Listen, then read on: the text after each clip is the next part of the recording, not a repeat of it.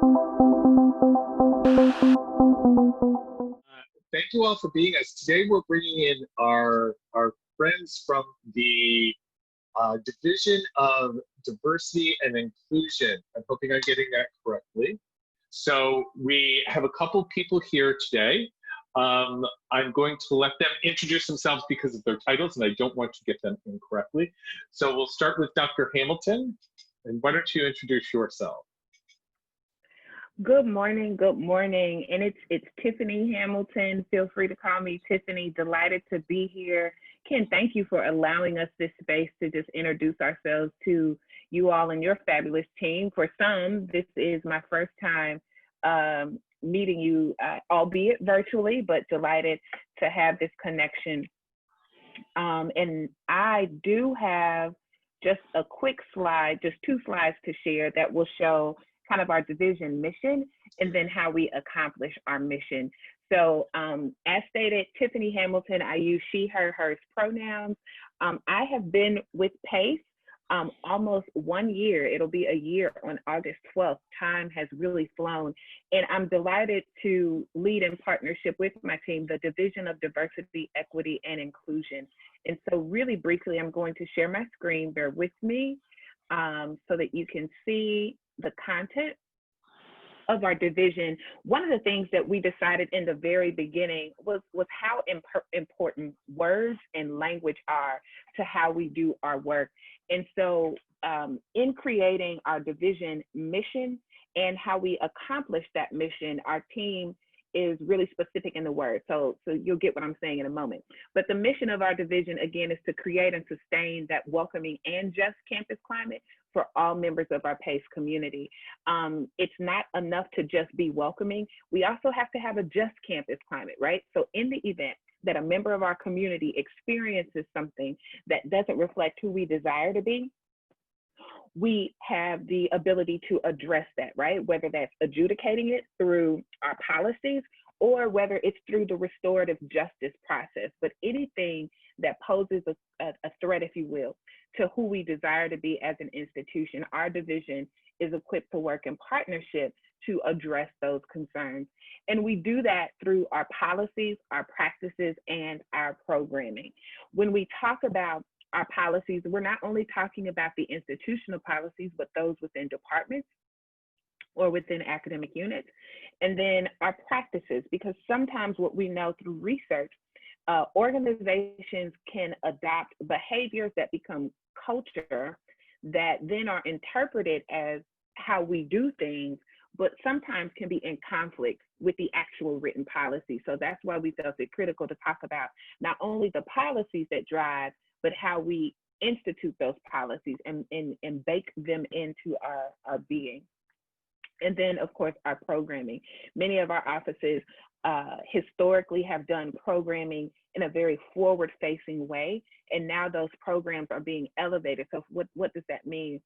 So for example, our Safer Zone and our Trans 101 sessions that are offered annually, they typically have been sent, across an existing listserv, but now we're embedding those into the talent management development system within HR so that everybody absolutely has the opportunity to see and experience some of the great educational workshops and development opportunities that we offer through our division. So it literally is taking a look at every single layer of our institution and embedding diversity, equity, and inclusion across that.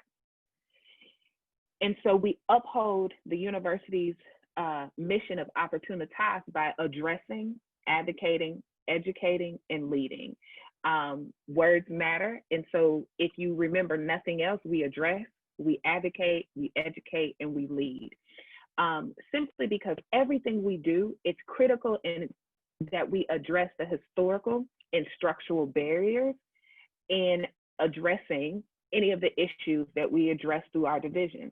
So whether that's identity development or inclusion, whether that's gender equity and interpersonal violence education, we have to address the structural and historical barriers that have prevented those equities to sustain over time, right?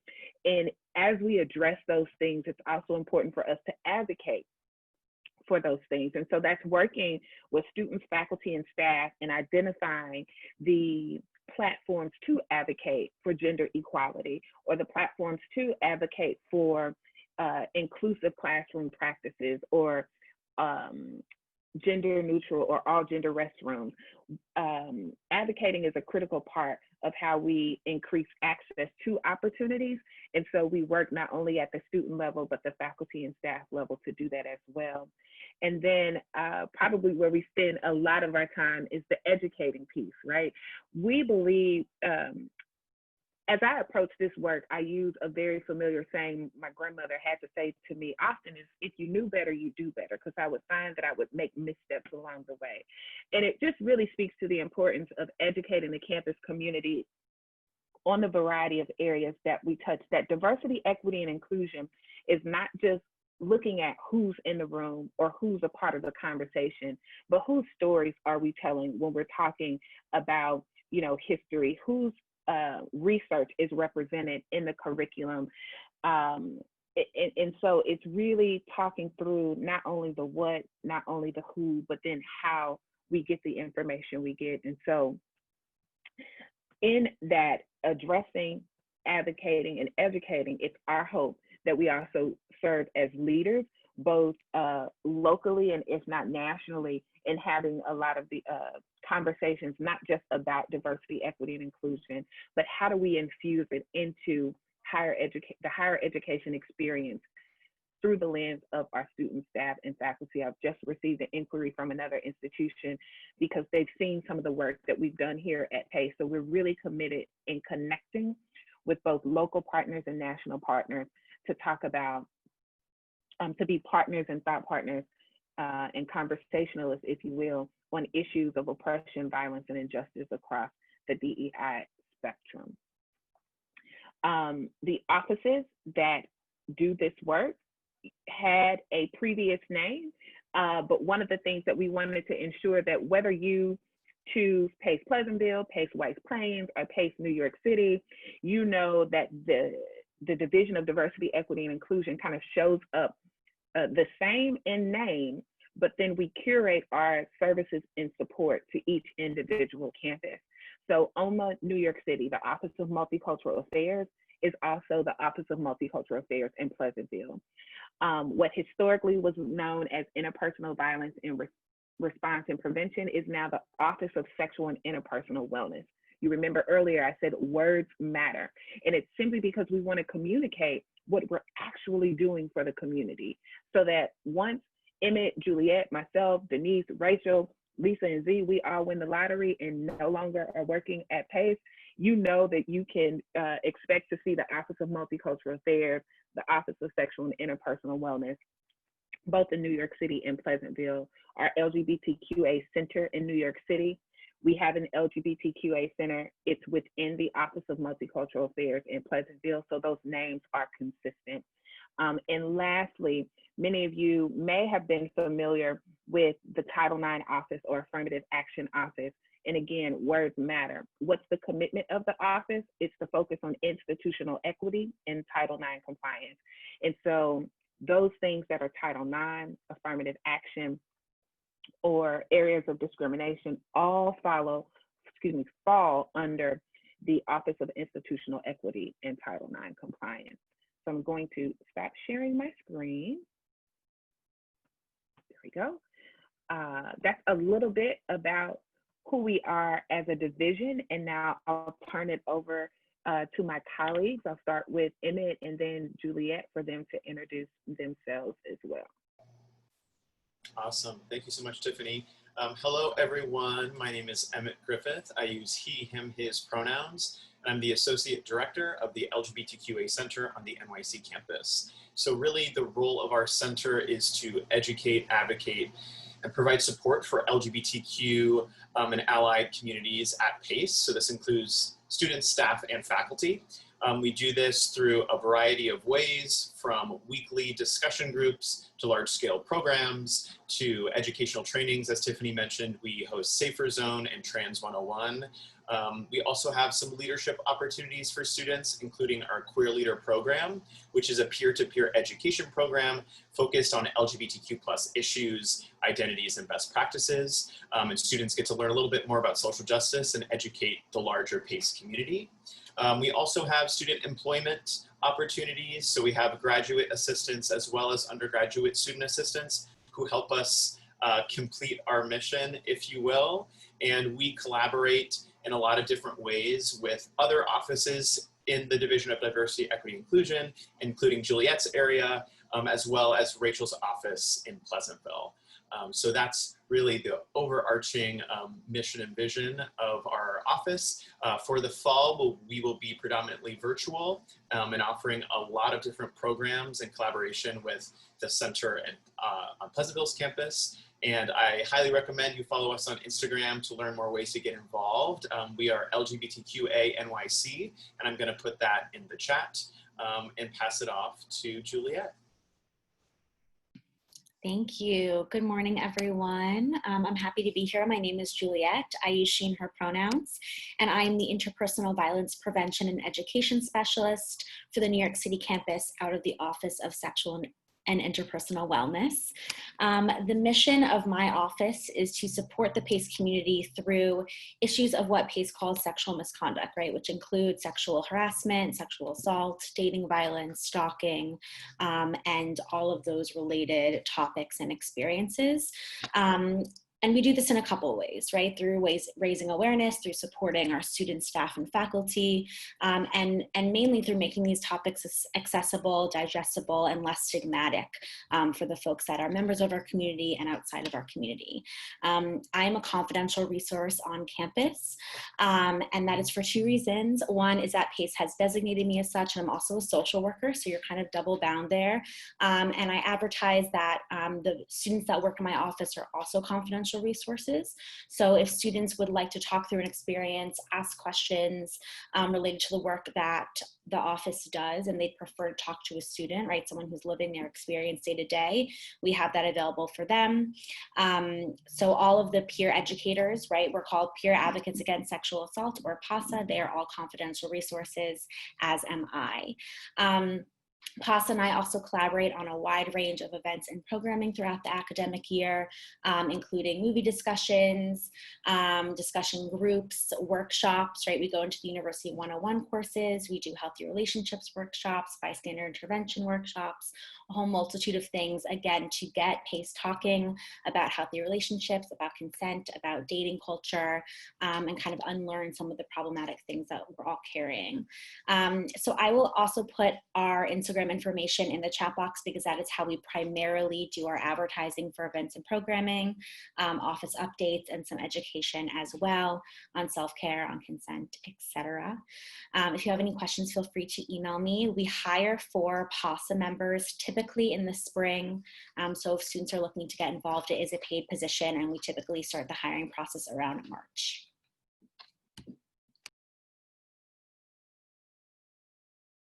Julia, I have a quick question for you. Let me turn my camera on so I'm not speaking. And by the way, I told the students to turn their cameras off because it's so hot we don't want people's computers overheating. Could you explain the difference between what is a confidential resource? Who are confidential resources? And why is it important that students know the difference? Great question, thank you. So the difference between a confidential resource and someone who is not confidential is that there are certain members of the college community that have an obligation to share information that they receive about sexual harassment, dating violence, stalking, experienced by students with the college, right? And specifically with Lisa Miles, who's our Title IX coordinator. And that information goes up, not out, right? She's the only one that's getting that information. But generally speaking, there are very few members of the college community that do not have to share that information, right? And again, this is a legal mandate on the federal level that members of the college that are not confidential have to share information when a student might be at risk, right, and experiencing something like sexual assault, like dating violence, right, that is really, really detrimental to their well-being. So they have a responsibility to share that information so the college can act as a safety net for those students. Some of you might be familiar with the Title IX process. Some of you might have heard that things have been changing with Title IX on a federal level, which impacts who is a confidential and who is a mandatory reporter and who is not at PACE. And since we are still in the kind of data collection, policy implementation phase of our Title IX changes, I'm not going to designate who exactly is a mandatory reporter at this point because I want to make sure you're only getting 100% accurate information. But typically, right, most colleges have all of Res Life as mandatory reporters, including RAs, faculty members, and deans are mandatory reporters. So the difference is that I can keep secrets and I don't have to share any information unless explicitly consented to by the student that I'm working with. Similar to a therapist, right? That's kind of how I compare it. I don't do therapy at PACE, but the counselors in the counseling center are also confidential. The health professionals at University Healthcare are also confidential. Sister Susan on the Pleasantville campus is confidential, and so are our peer educators. So that is the by and short of it. But again, we will be providing more information about who's mandatory reporters at PACE once those Title IX changes are officially solidified into our policies. I just want to make something very clear because Chad and I talked to a lot of students, and Nicole may have this. If somebody comes to us, we may refer you and you want to talk about something. We may stop you and say, I may have to report this. Mm-hmm. So if you would like to keep it confidential, I can refer you. But if you tell us something, we may have to report it. Mm-hmm. I just want to make that clear. Unless that's changed. So, and I may be getting the verbiage wrong. So Juliet, you may want to clarify that. No, I appreciate that. I do. One quick thing, the word report, I just want to make folks know that that's what everyone calls it. That's, you know, typically how it's in the policy. I say that sometimes as well, but I just want to make sure that folks know that reporting has this connotation of like you're in trouble, and you are not, right? That is not the purpose of this, how this is streamlined. That is not the purpose of our policy. You know, you're not in trouble if you talk to the Title IX office. Reporting is just really a sharing of information, typically to Lisa Miles, so that she can work with the student and see, you know, how you're doing, what you need, all of those types of things. And I appreciate you providing that clarity, because in the work that we do, it is so important that we explain the why behind things, right? So that folks can make informed decisions of how they want to move forward. It literally is about making sure students understand that it's the sharing of information so that you can fully decide how you want to advocate for yourself, right? So it's instead of saying, I may have to report this, because of course, when we all hear report, that triggers, and then the piece for me is when I share with students that I'm not a confidential resource, that I'm private, meaning that I will only talk with people that are required to be a part of adjudicating the issue or addressing the issue. It's not that I'm putting it on Facebook or that I'm talking about it at the water cooler, but I engage the appropriate parties or the necessary parties to ensure that you have the support and resources to advocate for yourself. Because that's a part of us addressing and shifting the culture and understanding that a culture of sharing information is really about shifting the power back and engaging in the appropriate processes for advocacy. So very good questions, and I'm glad that we're having this conversation. Right. And I also want to introduce Janina. I know that Denise Santiago, I believe she has a meeting this morning as well. But Janina works in the Office of Multicultural Affairs. So maybe she can tell you from a student perspective what her thoughts are and why you should be engaged. Okay, so I've been working, so sorry. there's my door is messed up. There's like, they're fixing it right now. But I've been working Office of Multicultural Affairs now for 3 years, and it's so, especially if you are alone coming into PACE, you know, you don't really know where your community lies, I would definitely say go to the OMA office. It's a very welcoming space. I came into PACE and I wasn't really involved in anything, and I met all of my friends at the OMA office. I met all of my friends at the LGBTQA plus center. And now I work there. So really it's like I met my friends there, and now I help all of the incoming freshmen, and I'm kind of like a mentor. Dr. Santiago makes herself extremely available. Her office is always open for anyone that has any questions or concerns, or honestly just wants to sit and talk about books. She has a phenomenal library. It's super expansive, and her office really makes you feel welcomed. Everything about the OMA office is very welcoming. And I want to keep using that word specifically because the PACE is welcoming, but if you don't really know where your community is, it can seem like you're kind of just fishing around and like picking up pieces and trying to find who you want to be friends with. It's really kind of like the first day of high school and figuring out where you want to sit at lunch. And I think OMA is a perfect place to like begin. Everyone sits in there. And also, I would also like to say that like the dialogue in OMA is like top notch. So if you really want like a nice conversation, if you want to like, I don't know, talk about social justice, or if you need to just like unwind and take a break, OMA is good for all of these different areas. I support OMA 110%. I'm like the biggest fan. I'm Dr. Santiago's biggest fan. I'm Shade's biggest fan. So like come to OMA. We're super welcoming. This entire floor is just really, we want people to come in and enjoy the space as much as we do. You're on mute. I really apologize. Sorry, that's okay. No, what is Shades? And I believe there's a male equivalent as well. Yes. So Shades is the multicultural women's group, women's identifying group. Also, my pronouns are she, her. And we talk about everything, honestly. I can't really say that like the topics are super exclusive. Like, I don't know, the other day so we kind of have combined Shades and UMI, which is a good segue for me to talk about the male and male identifying group. So UMI is United Male Initiative, or Urban Male Initiative. And both of these spaces were really just intended to be like safe spaces for various like minorities at a PWI, to really just be in a space with other people who, I don't know, they can find like cultural similarities between, they can talk to Dr. Santiago about like where to find resources, because that is another fact about PACE that I think is very important to mention. At least for me, I know that coming in, I was really looking for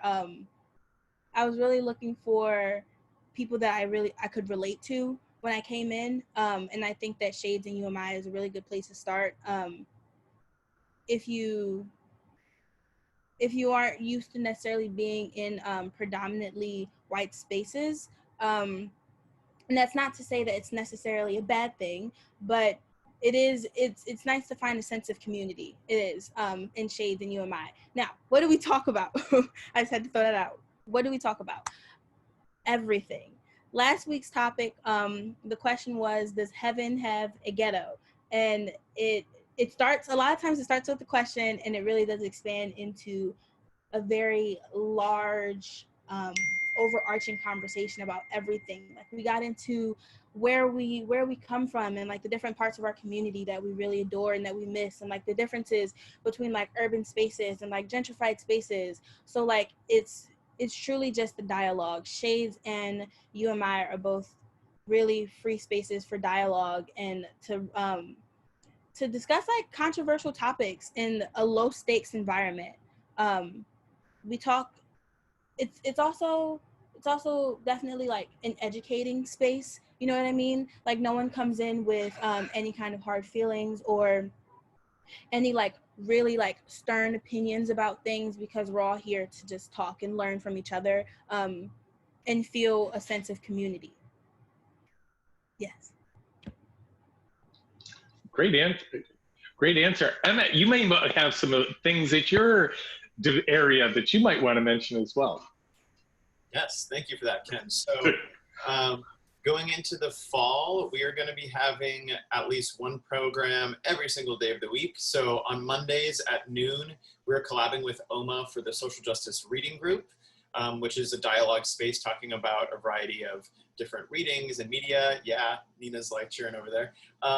Also on Mondays, we are having Queer Movie Monday, which will be at 8 p.m. in the fall, and we show a queer film and have a discussion about that.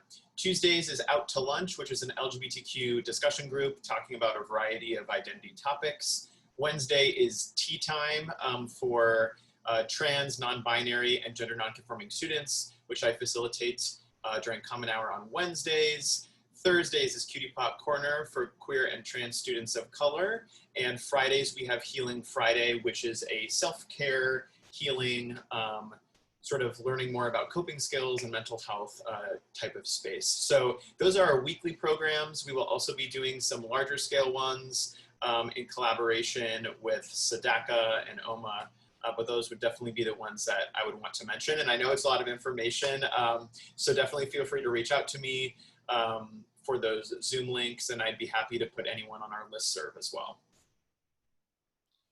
And Juliet, do you have any programs that you guys your office usually runs?